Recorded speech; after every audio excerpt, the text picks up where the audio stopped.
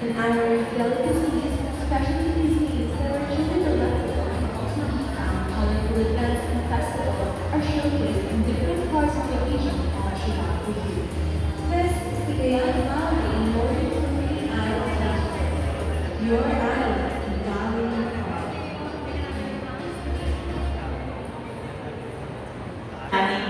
In the central office for the message and then before we went to Manila. So before po tayo mag-start ng event, since today po tayo complete with our speakers and of course, the tourism office of Kawayan, may we request everyone na lang po to please be at the front for a photo opportunity na lang po before we start the event. So,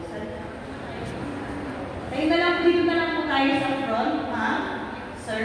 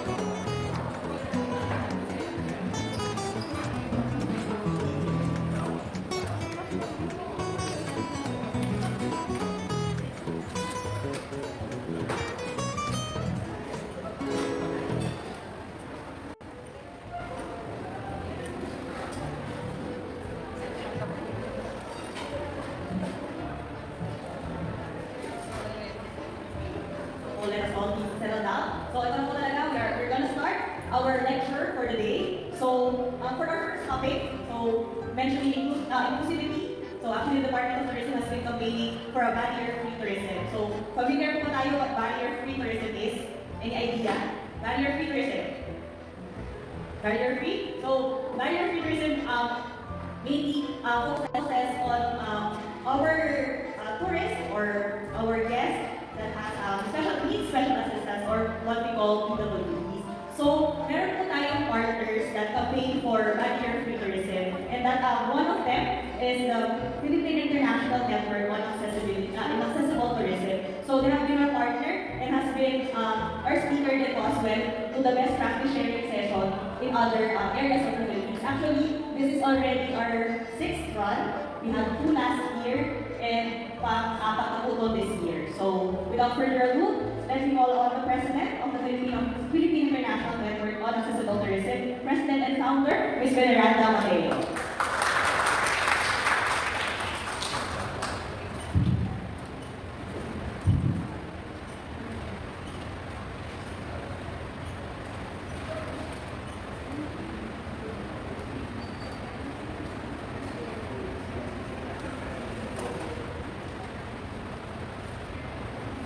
Magandang umaga.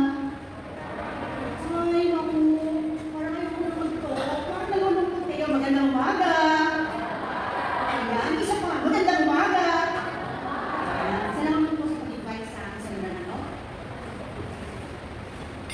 Okay, so ako po ang founding president ng Philippine International Network ng Accessible Tourism. Nag-start po ito nung nagpunta ako ng Malaysia. I was invited to attend the International Conference on Tourism. So, from there, we started to campaign. Tagal na rin po kami nagka-campaign. At ako'y natutuwa na nandito ako ngayon. At salamat po kay SP Honorable Gary Oliveira, na nandito po ngayon. Sana po yung i-share ko dito, ma-implement po natin dito sa lugar. Thank you po kay Miss Imelda Verduque. Ayan, very entertaining si Ma'am. Kagabi na ako na-asikaso. So kasi Miss Lexi Flores, na siya po yung lagi ko nakakasama sa mga bigay na din po. So, meron na po ba na isang aming wireless, sabihin natin, o yung aming microphone. Kasi mamaya magkakaroon tayo ng workshop. Gusto niyo ba magkaroon ng workshop? Ano lang din gusto? Isa lang yun natin ito. Bang ano pangalan mo?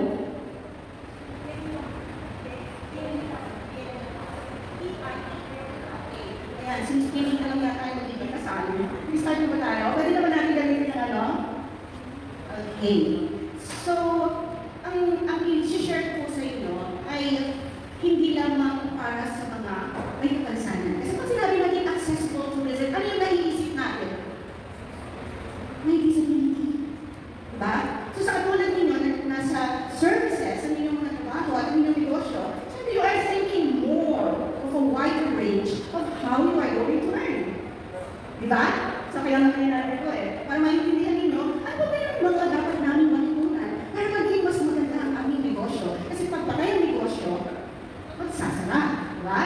But when you are more equipped on how to deal with your customers, then you have the edge to earn more. So who are the client now? Is it only the able person? Able person na po ba? Sino dito yung mga kasingkidad ko na? Mga senior citizen. Sino sa inyo ang senior citizen? Isa lang? I'm 63. I'm 63 and I'm a disability. Umakyat pa ako ng mundo.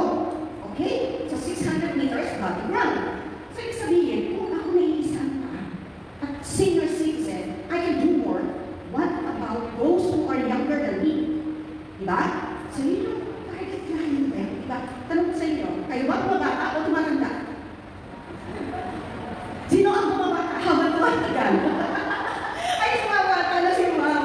Okay, so pagkakala natin, ano ba yung may disability? What is the relationship with this? Talking about accessibility. Okay, pwede na tayo. So,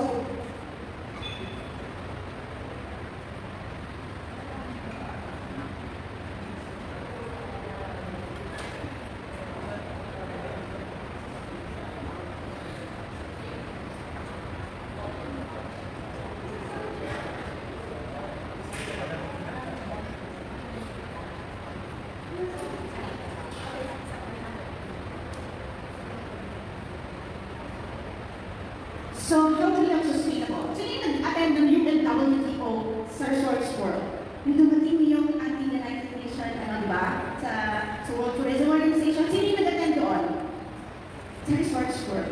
Way back 2017 na daw, 16. Yung international natin, diba?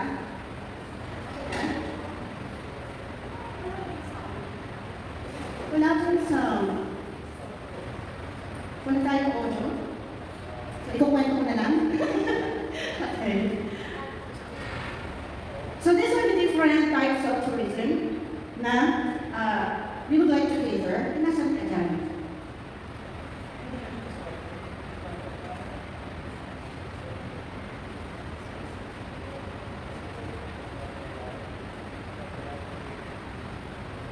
Saan hindi maka-enjoy yun? Fully accessible Barbados is an island in Barbados Island, wherein they discuss about how to make the island more accessible. And one of the person here is my mentor, and he is Dr. Scotty, and he was one of the designers of Barbados.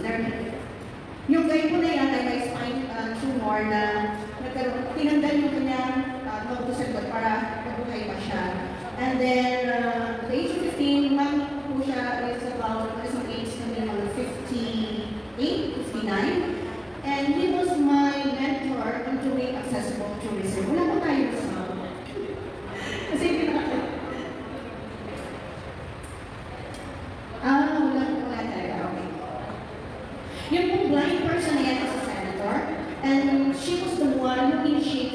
to make Barbados fully accessible.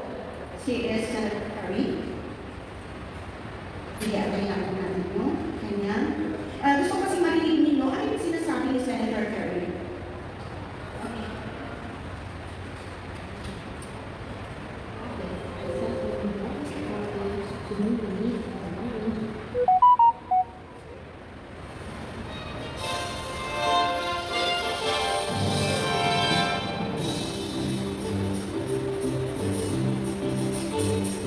The general public generally believes that accessible tourism is provided for the use of visitors with disabilities, and tourist areas are required to provide a barrier-free access. The fact is, accessible environments are built to meet the needs of a wide range of people. In addition to helping physically and psychologically challenged pregnant women, children, and seniors also benefit from these comfortable, user-friendly facilities that help them get around. Someday, you and I will also need accessible travel environment. How do the travel needs of people that require easy access, facilities, and most other people differ? How can we provide user-friendly, easy access travel? The four primary parts of all travel itineraries are meals, accommodations, transportation, and sightseeing. Let's examine how needs of people with easy access requirements can be met in these four areas.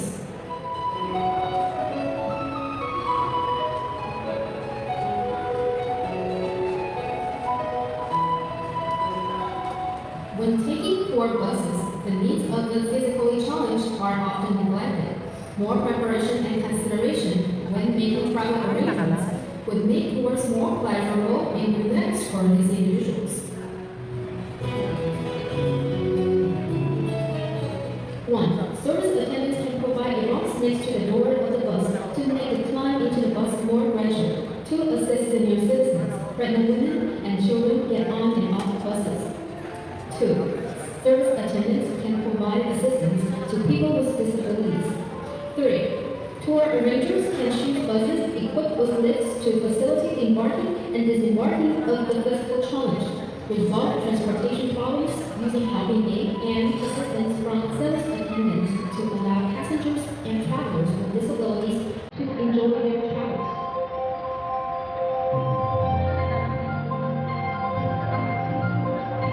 I'm sure we've all seen this anomaly situation at scenic attractions.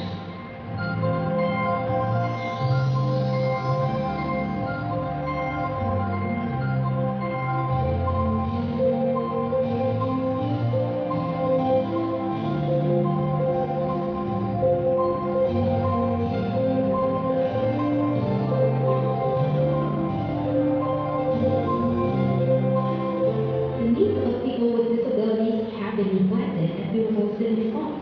Incorporating more user-friendly planning into the construction of scenic areas can make these scenic spots more accessible to the users.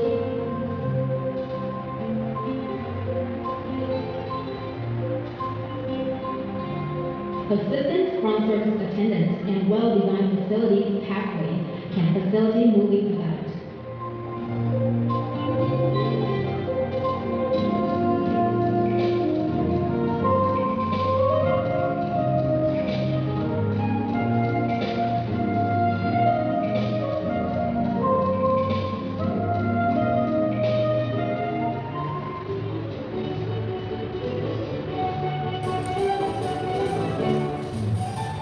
Tourists want safety and enjoyable dining experiences. Dining locations also need to be user-friendly.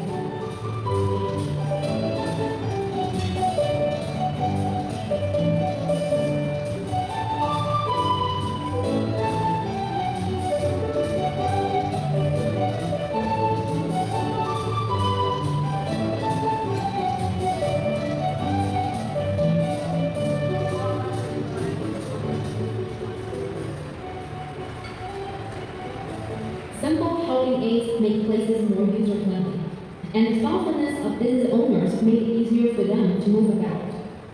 Everybody wants a safe dining experience.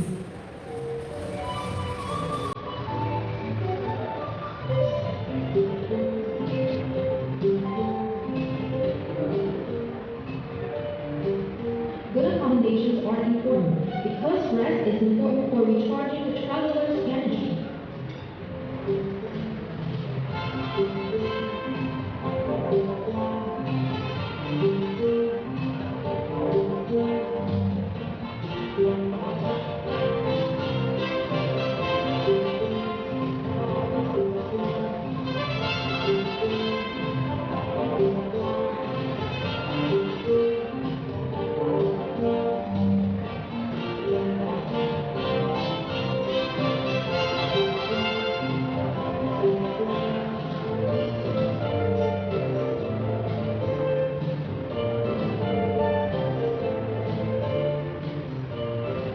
Providing all facilities that individuals with disabilities need, and friendly service to make them feel at home.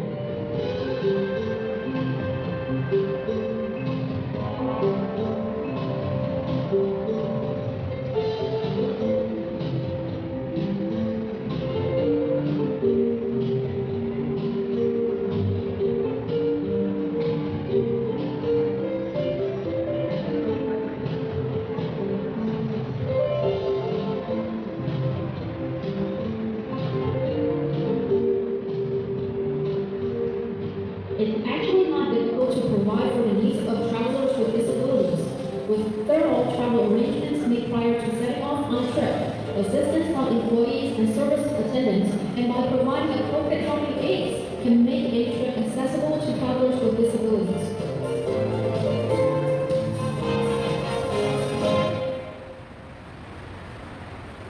Okay, tahimik ang lahat. Interested ba yun yung nakanood? Ay, tatlo lang yata yung interested. Okay, those are the things that everybody needs to know when you are doing some services to tourists.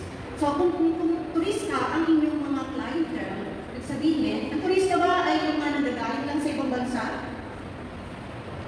No. Sino po yung mga turista? Ako turista ako, nandito ako sa lugar ko eh, di ba? If I wanted to visit any of your resorts, I'm a tourist. And local tourists are so big. Nakalaki po yan. 15% to 20% are persons with disabilities. So kung ilan million ang Pilipino, 100 million na lang, 100 million na lang. 15% is 15 million. Sabihin natin 10, kasi 10 to 20% na yan ang considered persons with disability. So kung 15 million and 20% of that, how big is the clientele locally? Medyo malaki. And what about yung senior citizen? What about yung mga pregnant women? What about yung mga may anak? Na nakita niyo yung bumababa sa sasakyan kanina, di ba, sa bus? Yung hindi makababa yung bata. How about yung buntis? Hindi rin siya basta makababa, di ba? So if it is, yung similar situation is the same inside the resorts or sa mga buildings. So sabi ko nga, it is very important that you know what are the proper measurement and the designs that should be done inside your premises. So, mag-start muna po tayo sa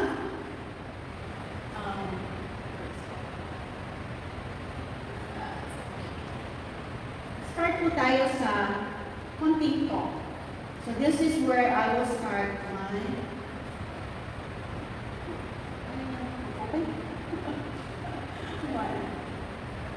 Okay. Okay, so let's discuss what yung session na nag-feature after the presentation. So, what is disability? Everybody does understand disability? Yes or no? Sasagutin niyo ako, wala akong kausap. Okay, pag-iwalagan natin ng konti ang disability. Disability is a term, samahan niyo ako kasi, it's a term covering impairments, activity limitations, participation restrictions, an impairment is a problem in body function or structure. An activity limitation is a difficulty encountered by an individual in executing a task or action. So, ibig sabihin, meron siyang gagawin, hindi na kaya gawin, di ba? While, so disability is thus not just a problem, it is a complex phenomenon reflecting the interaction between features of the person's body and features of the society in which he or she lives. So, ibig sabihin, ang disability doesn't mean na nagkakaproblema lang siya sa infrastructure. So it is also with the people around them understanding the disability. There are also, I think 6 or 8 disabilities yung na-encounter natin yung sa vision, sa hearing, sa physical, yung mental, meron pang additional kasi dinagdagan na nila ngayon yung disability, di ba? Yung mga ano ba tawag dito? Yung chronic illnesses that results to disability. Okay. That is according to the World Health Organization. So, yung sinasabi natin. So, yung description natin what is disability is according to WHO. So, ito na yung disability. Disability is an impairment. Bibigay ko lang po sa inyo para meron kayo at least yung mga iba na akala nyo ay wala nang disability yan eh. No? So, para maintindihan natin na yung panambagay na yun sa isang tao ay disability na. No? Sometimes may darating sa iyo dyan na buong buo, naglalakad. Pero meron siyang autism. So, autism is a problem na nagagaling sa kanilang brain. Hindi nag-function ng well. But then, akala natin kumisan dahil buo yung tao, pag tinignan natin, sabihin natin, ay, sama na ugali ng bata na yan, napakawalang niya, ganyan. So you do not know how to deal with them. But then, if you know what's the problem with that person, alam niyo na, that's services.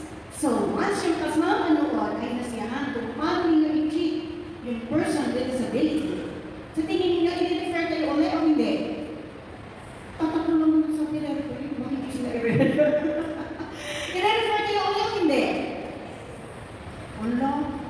Hindi niyo naiintindihan. Okay, so ano yung mga disability? It's an impairment that may be cognitive, sa pagtingin pa lang, developmental, sa pag-iisip nila, tulad ng sinabi ko, intellectual, mental, physical, sensory, or some combination of this. It substantially affects a person's life, activities, and being present from birth or occur during a person's lifetime. Lumaki ka, masigla. Tapos sports enthusiast ka, natulog ka. Si anak ni Lucitan, have you heard of him? Anak ni Lucitan? Hindi ba si anak ni Lucitan yung namatay ilan lang? Di ba? Very young. Nagbabasketball. Hinanakay ako nagbabasketball. So, ibig sabihin, sometimes, sa akala mo, malakas ang katawan mo, pero bukas pag-gising mo, palangati ng katawan mo, hindi ka na, hindi ka na magbuhay ang katawan ko. Ano na ngayon nangyayari sa'yo? Meron yung stroke, or yung Bell's palsy, kung ano man siya. Pero ito na, we have disability, tinabukasan na hindi mo na predict. Importante na alam natin, ano yung mga pinagdadaanan ng mga may disability para i-prepare natin yung ating mga premises so that you can cater to them. Ano pa yung isa? Nangyari sa'yo, nakamod. If the environment is already prepared to cater to people with disability and older people, sa tingin nyo, ma-experience ninyo yung ganda ng paligid? Di ba?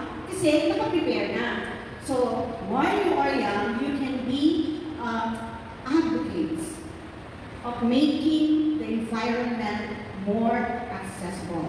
Okay, so medyo mahaba ang ganda nito. Okay. Disabled persons have the same rights as other people to take their proper place in society. So, ibig sabihin, hindi mo pala i-prepare lang yung place mo dahil gusto mo lang. Pero may karapatan pala ang mga people with disability to experience a good place, di ba? They should be able to live freely and as independently as possible. This must be the concern of everyone, the family, community, and all government and non-government organizations. Disabled persons' rights must never be perceived as welfare services by the government. Di ba yun ang sinasabi? Sabi sa DSWD o sabi sa iba, ay, ano natin yan? Kasi kawawa naman siya. No. Ngayon po, ang maririnig ninyo, rights-based na po kami. Hindi po kami nanghihingi ng awa, kundi ang sinusunod na lang po natin ay ang karapatan ng bawat isang tao at ang mga may kapansanan ay may karapatan. Okay? Kakaintindihan po tayo doon? Hindi po tayo awa. No? Ang ibibigay niyo po na serbisyo para sa mga may kapansanan ay hindi dahil nakaawa kayo. Kung hindi karapatan niya na ma-experience ang isang magandang experience sa inyo resorts. Diba? Okay.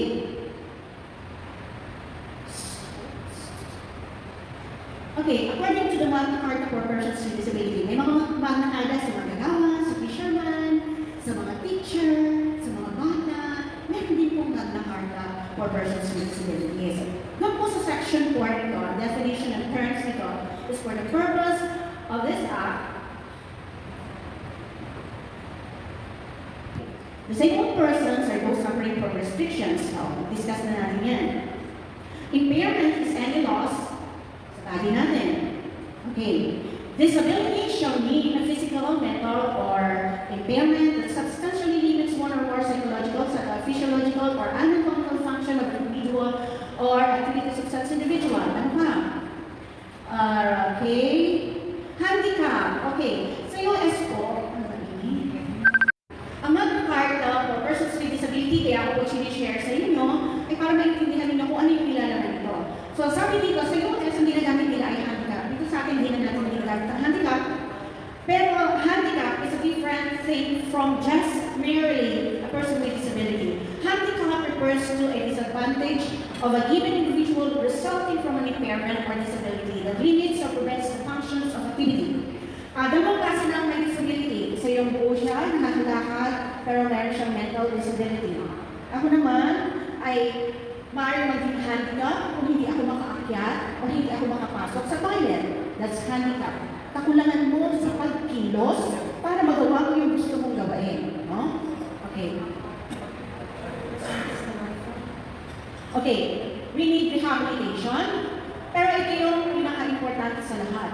Social barriers refer to the characteristics of institutions, whether legal, economic, cultural, recreational, or other, any human group, community, or society which limit the fullest possible participation of disabled persons in the life of the group. Social barriers include negative attitudes which tends to single out and exclude disabled persons and which distorts roles and interpersonal relationship. Paano yun? Halimbawa po, pumasok sa resorts ninyo, nakita ninyo, hindi siya makakilos ng gusto. Sabi mo, oh, sir, hindi po kayo pwede dito kasi po ganyan po kayo. Is that right or wrong? That's wrong. Okay, may karapatan siya kahit nahihirapan siyang kumilos to enjoy yung resorts ninyo. Besides, para kasama niya, asawa niya, kapatid niya, nanay niya, tatay niya, lahat na. Kung nag-iisa siya at siya na-turn off, kasamang aalis lahat yung mga tao ngayon. Sample, si Ase Rory Alabado. Kilala niyo si Ase? Tourism mo yun? Okay. Kasama namin siya last month sa OJT. And we are discussing with him things about tourism. Alam niyo, sabi niya, alam mo, tama ka po dyan. Kasi yung tatay ko, kakain sana kami sa isang restaurant ng kaibigan ko.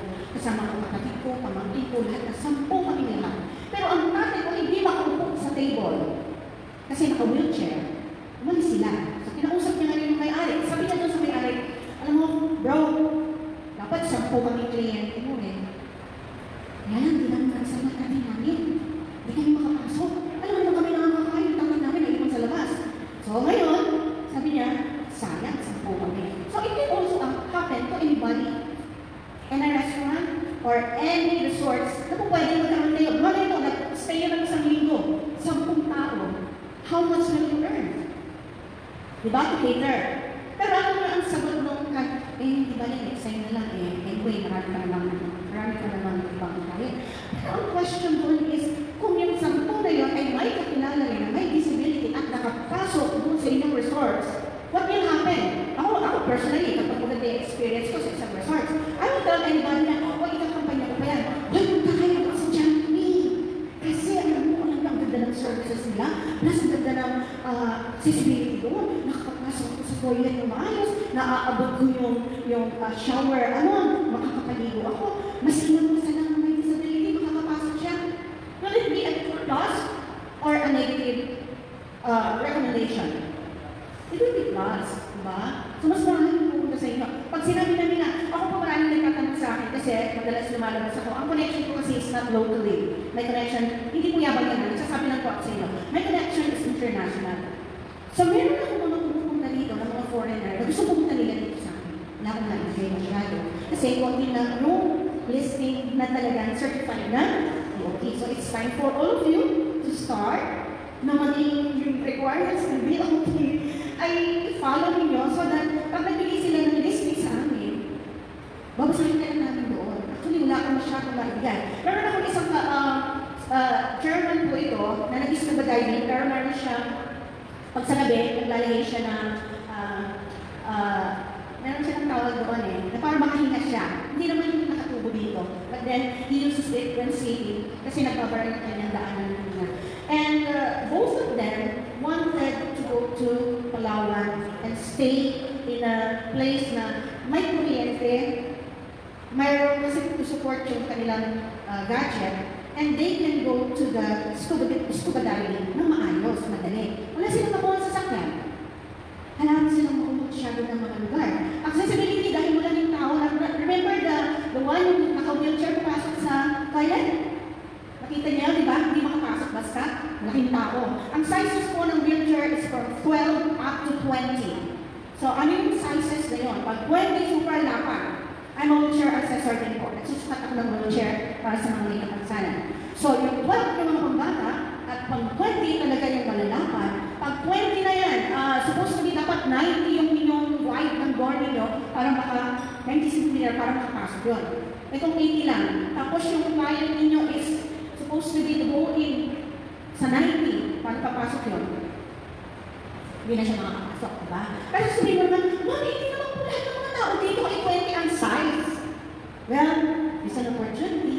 If you have the size, the proper measurement, then hindi niyo mawala ng title. Or, pagdating sa international, nire-refer kayo, and maganda yung feedback, diba? Maganda yung feedback. Pangalawa, kung papasok sila sa inyo at maraming barriers na dadaanan, unang-una, kabala sa inyo. Pangalawa, yung tao, sabihin lang, yung pumunta doon. Actually, pag ganito pong may calling the attention of Mr. John P. Pagka po ganito merong mga big event, I suggest that they should have a mobile ramp. Yung pag-tinutulak lang. Kasi gusto kong umakyat po dito para mas magandang tingin nyo sa akin. Lalo na sa taas. But I cannot, kasi very dangerous umakyat sa akin dito. Although maakyat po ako sa mga stages na ganito, pero medyo, ano yung risk-taking na siya talaga. Pero kung meron, enjoy ako akyat ako sa taas. Diba?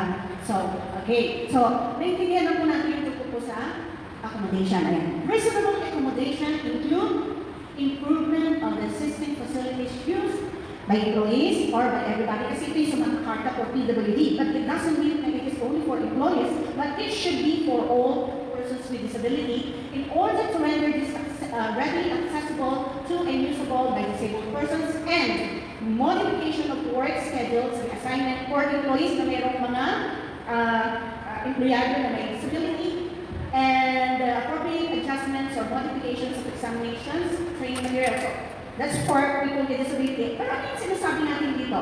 Meron po tayong batas na kung sakali galing yung mga resorts, check nyo po ito sa BRR, and I'm quoting it, na kung meron kayong adjustment sa inyong mga lugar, like meron kayong i-redesign na lang, or magtanong po kayo sa BRR about the tax credit. Meron po kayong discount.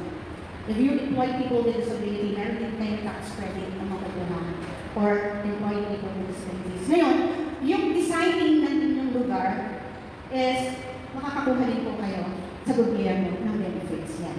So, punta na tayo dito sa accessibility, a barrier-free environment. The state shall ensure the attainment of barrier-free environment that will enable disabled persons to have access in public and private buildings and establishments and such other places mentioned in the Batas sa Bilang 344, otherwise known as the accessibility law. Didiscuss po natin ang copy ng PP 344, and the national and local government shall allocate, nandiyan pa ba si SB? Ayan, meron po tayong allocation. The national and the local government shall allocate funds for the provision of architectural or structural features for disabled persons in government and buildings facilities. So, ibig sabihin, karapatan pala naman, ito po magkakata po ito, hindi po ito ginawa ko. So, ibig sabihin na pag sinunod po ito, kayo po ay nagko-comply sa government rules. Diba? And the state promote the mobility of disabled persons shall be allowed to drive, no? Pwede siya mag-drive, subject to the rules and regulations issued by the king. So, ano pa yung kasama natin dito? Dito na tayo sa Batas Pambansa, Sector 4. I'm giving this to you kasi ito po yung sikreto kung paano ninyo ma-accomplish yung inyong lugar. Kasi magbabase po dito yung sizes ng rank, yung sukat, yung mga pinto, kung ano yung mga dapat ninyong gawain sa inyong mga rules. Okay, it is an act to enhance the mobility of disabled persons by requiring certain buildings, institutions, establishments, and public utilities to install, quote-unquote, install facilities and other devices. May input device, pwede tayong nalagay dyan ng hoist, yung hoist na tawag doon, no? Yung pag-iilipan mo sa bed, at saka iilipan mo siya sa wheelchair niya, diba? Okay, ito po yung sinasabi ko sa inyo na okay, so pasensya na kayo, hindi na makita na maigit at may problema yung mga ano. Ito po yung mga ramps. Ito po nasa una, ito, this one is the ramp. Okay. Ramps is 3 meters or more in width, provide intermediate handle at the center, and use of double type handrail as recommended. So, yun yung mga design na dapat nagagawa ninyo sa inyong premises. Ito rin po yung isang klase ng ramp, kung saan nakikita ninyo yung kanyang level area not less than 1.8 meter, and top and bottom of any ramp. Handrails on both sides of the ramp at 700 millimeter and 300 and 500 millimeter from the floor of the ramp. So, yung sukat magmula sa ibaba hanggang sa kakabutan ng kamay. Bakit may sukat? Kasi kung masyadong mataas, yung puwes sa paghila ng katawan, hindi niya magagawa. Kaya may sukat po yan. Hindi po basta ilagay lang yung handrails na yan. Bakit merong grade yan? Kasi kung ikaw ay nag-iisa at nag-iikot sa inyong premises at masyadong matarik, hindi po niya kayang hilahin ang katawan niya paakyat kung saan siya pupunta. Kaya 1:12, kung 1 meter, 12 meters ang haba. Ang 1 foot, 12 feet ang haba niya para makaakyat siya. So kung ganyan kataas, mas mahaba yung kanyang layo ng pagpakyat niya. So yun yung mga nais namin na sana magkaroon po kayo ng kopya, no? It is downloadable for free in CTA, or check nyo lang yung DPG report and you can download it online so that you will have a copy of it. Ayan. So, ito pong isa, yung size ng ramp, kung gaano kalapad, dapat yung madadaanan. At kung paano po yung sukat sa loob ng isang room, ito po yan, yung pag-iikot niya, paano siya makakaikot sa loob, yan. So I'm giving this to you for you to understand that there is really a law that covers the design for accessibility. Nakaintindihan mo kaya? Pakitaas naman ko kayo na naintindihan ako.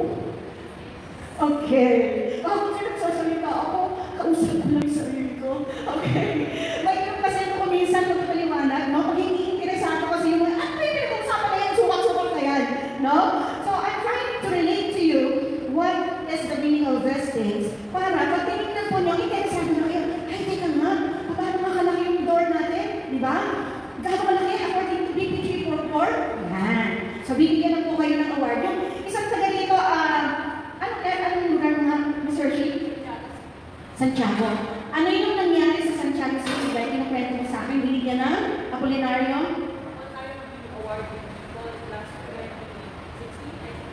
Okay, so nagkaroon po sila sa Santiago City na tungkol sa accessibility ng kanilang LGU because they really subscribe to the government's call on accessibility. So, nabigyan sila ng Apolinario really na award. Malay nyo, magbigay din ng awarding para sa lahat ng mga accessible places na mapupuntahan dito sa atin, plus factors and yan.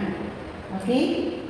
So, ayun po yung sample, pinapakita ko lang dito dito para at least meron kayong idea sa toilet, gaano ba kataas, tapos mapakitaan kayo ng nakaka-enjoy na isang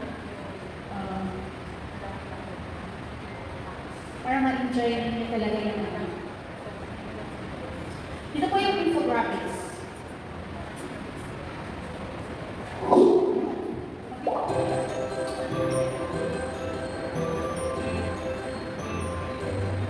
Tourism is one of the world's largest and fastest growing economic sectors in the world, with 1.2 billion international travellers, and the number is expected to reach 1.8 billion in 2030. Tourism accounts for 9% of the world's GDP, and generates 1 job out of 11. It's a key driver of social economic development, creating jobs, well-being for communities.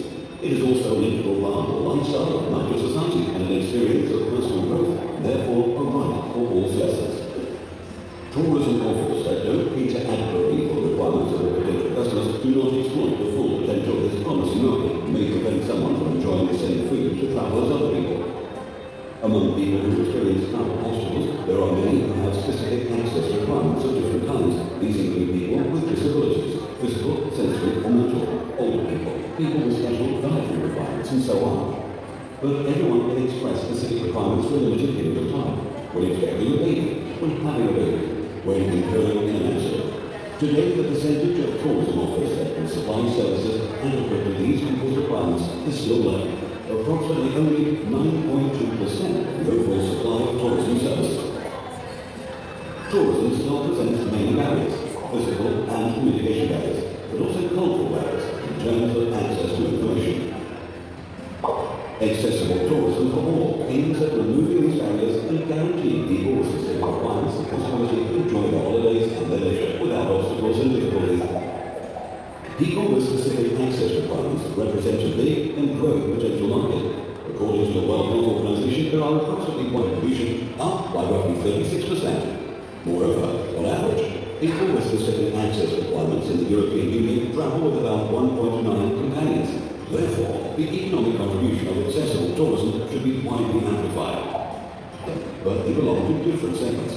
Just like any other tourist, they travel for cultural reasons, or to practice sports, look for relaxing and fun holidays, or maybe seek fun and exciting experiences. Like everyone else, they only need an adequate tourism offer, and above all, they require trained staff who understand their requirements and know how to relate properly to them.